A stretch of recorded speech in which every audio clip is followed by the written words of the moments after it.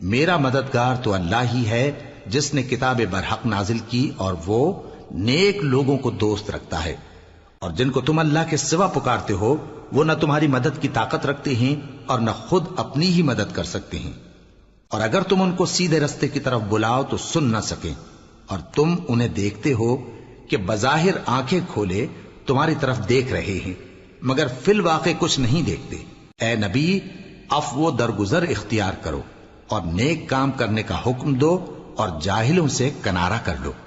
اور اگر شیطان کی طرف سے تمہارے دل میں کسی طرح کا وسوسہ پیدا ہو تو اللہ سے پناہ مانگو، بے شک وہ سننے والا ہے، سب کچھ جاننے والا ہے۔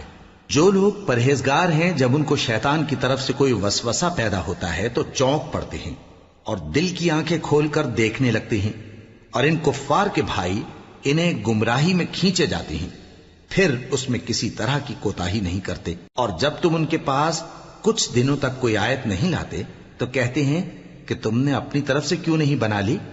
کہہ دو کہ میں تو اسی حکم کی پیروی کرتا ہوں جو میرے پروردگار کی طرف سے میرے پاس آتا ہے۔